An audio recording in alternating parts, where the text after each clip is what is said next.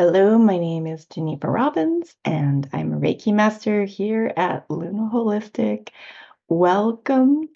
Today, I'll be answering your questions about Reiki, and I'll just start getting into it. So, the first one is, how do I connect to the angels, or how do I connect to my spiritual team?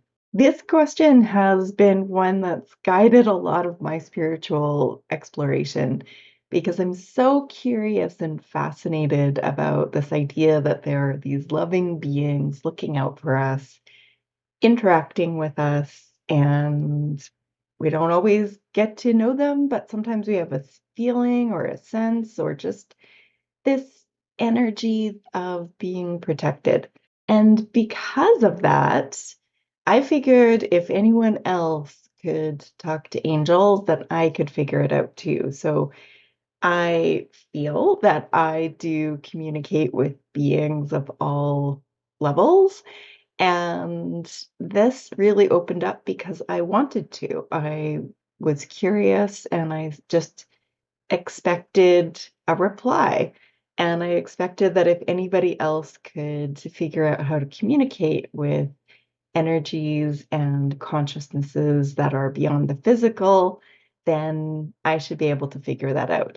A lot of hubris, probably, but what happened over learning Reiki is that it opens up your spiritual channels. So as I was connecting into this vast universal life force energy, it's not just energy, it's also information. And I found that when I would ask a question, I would tune myself up, I would clear all of my chakras with Reiki, I'd ground and be in this aura bubble, and then I would just ask a question and the reply would come in.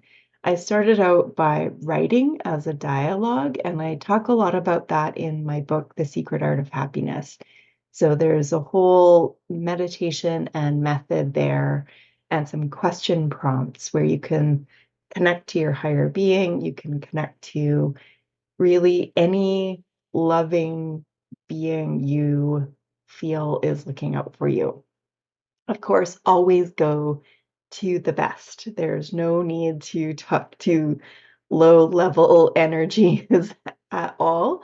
I always think whoever you think is the most protective, loving being, person, spirit, just go straight to them and then ask your questions about things that are happening in your life, and then just receive the most loving reply you can imagine.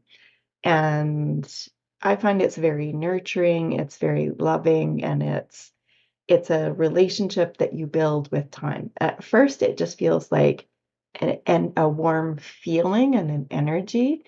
And then as you keep on doing it, you will get more and more information. Sometimes it's just a picture or an image or a word that pops in first. Just go with that, lean into it. Part of the struggle sometimes when you're an intuitive person is that there's a doubt that creeps in, and you are getting messages. I feel like anybody listening is probably getting messages from their spiritual team all of the time, but we doubt that information. We question it, we toss it aside, and then we realize later that it was right and we should have listened to ourselves all along. Um, One of the things that can happen is you think, well, maybe I'm making it all up. And maybe you are, and maybe that's okay. Maybe it's okay to make it up. If it makes you feel good, does it matter? That's one way of just sort of bypassing that inner critic part of us. As long as the information you're getting is good and nurturing and nourishing and provides you comfort and insight, then there's no harm at all. If you're getting messages that are the opposite of that, definitely get that checked out. And also, that could just be your inner critic. And we're not playing with the inner critic, we're playing with the highest, most loving frequency you can connect to. If you don't resonate with the word angels, that's okay. You can pick any other being that works for you and your own spiritual understanding. There's really no limits on that. You can just talk to the highest, most developed aspect of yourself or your enlightened self. Eventually, you will become an enlightened Buddha. If you keep on walking the spiritual path, you'll get there and you can connect to that future self. So that's another way of thinking about it that might provide some comfort there too. What I find is that the more I do this, the more interesting insights and intuitive information floods in. So I just sort of lean into it and take it as it goes. And usually I find as I start working with it more and more, I get confirmation that it's valuable.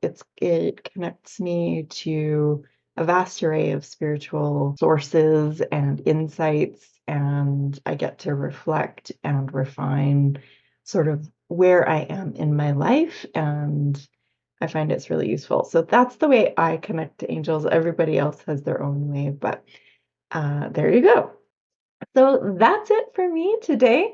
Thank you so very much for listening, for tuning in. If this series of questions has prompted more questions for you, please drop us a line at lunaholistic.com/podcast or leave a message or reply, and we'll catch you next time. Thank you. Bye bye. Thanks for watching. Please share with someone amazing. Like and subscribe. Check out more at lunaholistic.com.